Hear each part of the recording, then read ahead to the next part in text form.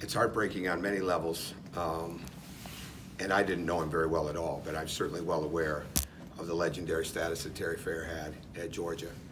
And when we were picking out pictures for the office, when we redid some things in the summer, there was no question we wanted to have him prominently featured in not just individual shots, which had been up before, but more in the group shots, because every time I turned around and talked to somebody about the past, and his name would come up, it would come up about how great a teammate he was. Not only about how great a leader he was, not only about how tough he was, not about the skill, all those type of things, but what kind of teammate he was.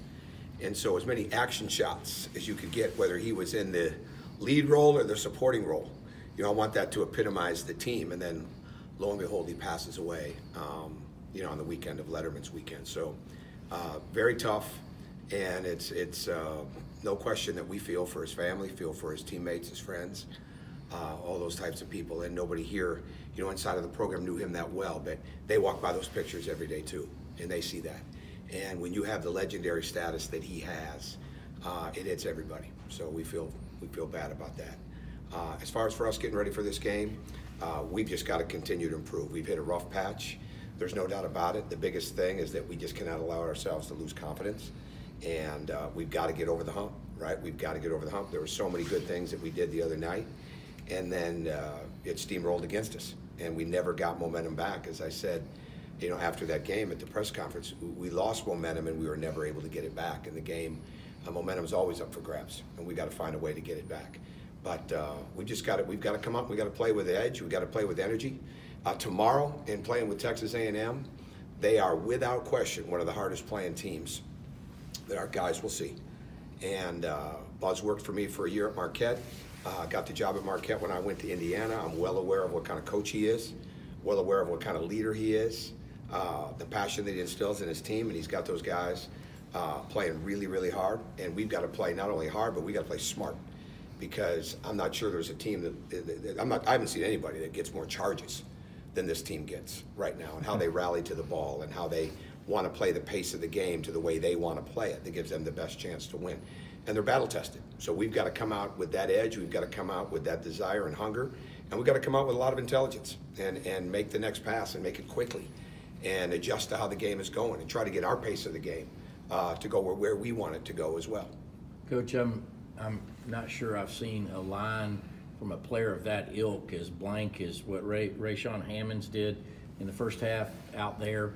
What did the tape tell you about his half out there, and how does that happen? He just got to be more aggressive. He's just got to be more aggressive, and I think he will be. And I think that's what we have to focus on. I think we got to focus on everything that makes him be aggressive, keeps him moving, and not overdwell on that, right? Not overdwell as a coaching staff or as a coach the player type of thing. But I always say to the players too, you got to be a participant in your own rescue. Right, like they teach you now, when you fall out of a boat, okay, don't wait for somebody to pull you back into the boat. I mean, you've got to really do a good job of getting leverage to get back on it. And I think that's sports. That's a metaphor for life, right?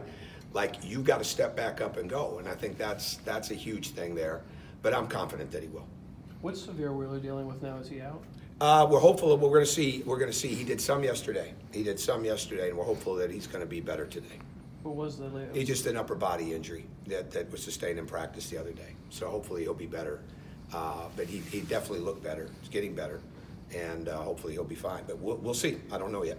Do you think too much pressure was put on Anthony from the outside of y'all's offices as far as what people expected him to do? Well, there's always going to be that. Yeah, I mean, I think that's just part of the – I don't think there's any way around that, right? I don't think there's any way around that. But it's not like that in here for him.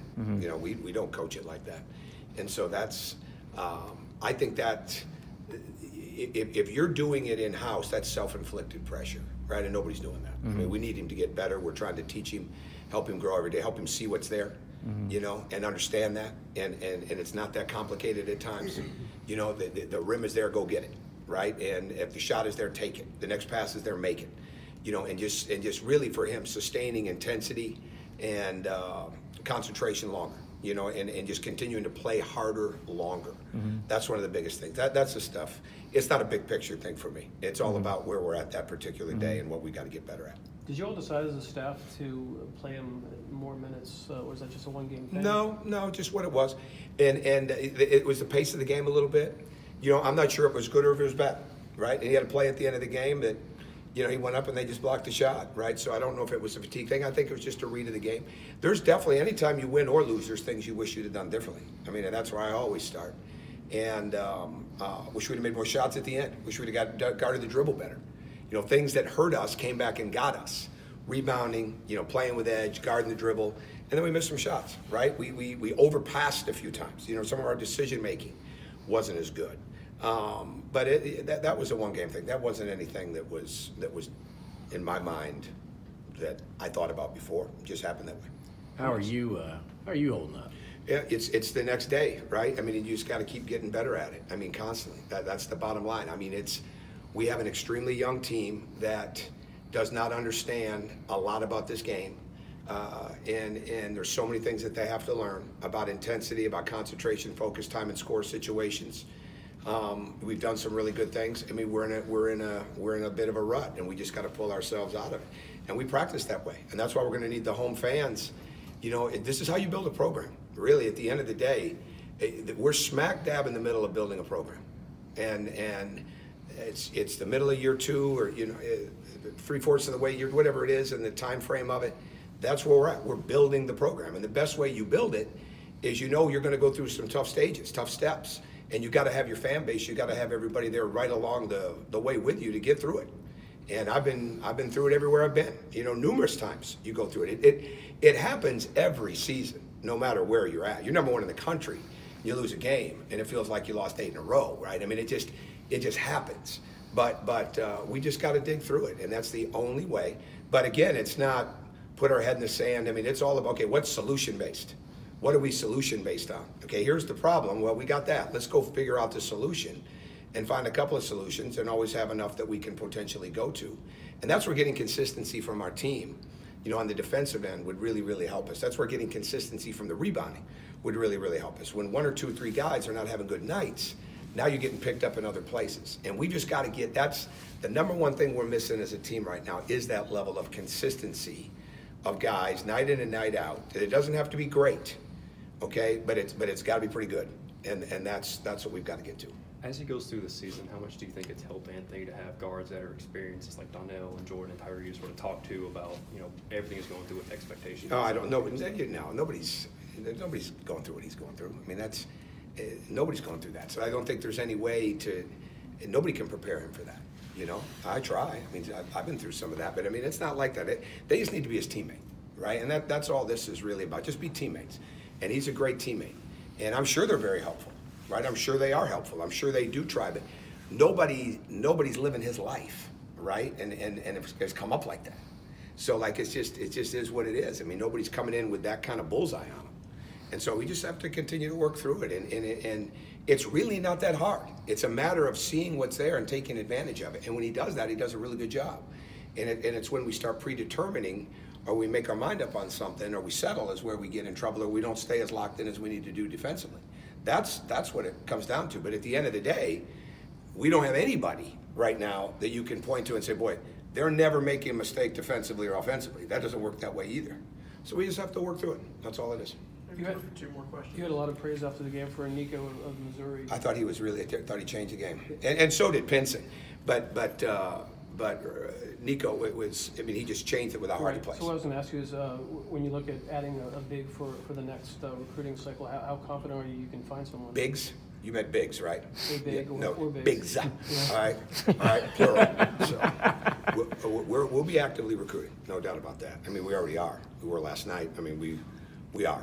So it's a long. What's changed in recruiting is that you cannot panic, right? You cannot panic, and you cannot get overzealous in your pursuit and lose sight of something else, because they always said recruiting is a 365-day-a-year job. It's a 365-day-a-year change. Something's always going on with recruiting, and you just have to stay true to it, and we'll figure it out from there. But I think when you build your program, and you get into a school and you get into a league, and then you start to figure, okay, this is what we thought, but this is what it is, okay? And so you take your blueprint that you have, and you're constantly adding or deleting from it, right? You're tweaking it, right? And looking, okay, this is what's really going to work.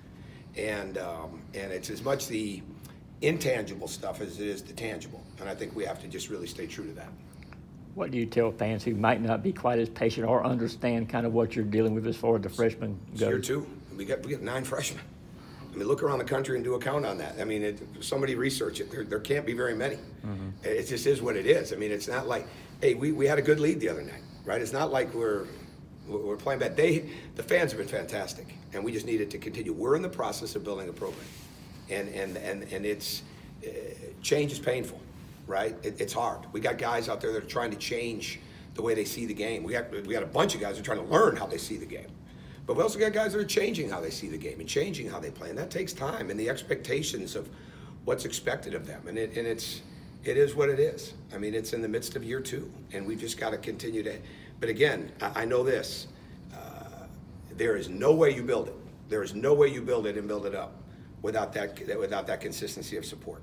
It just doesn't happen. And again, it's not like we're looking back on here and saying that Georgia basketball was having, you know, multiple years of success, so people got spoiled with it. They didn't. I'd like them to get spoiled with it, right? But it's going to take some time to get spoiled with it.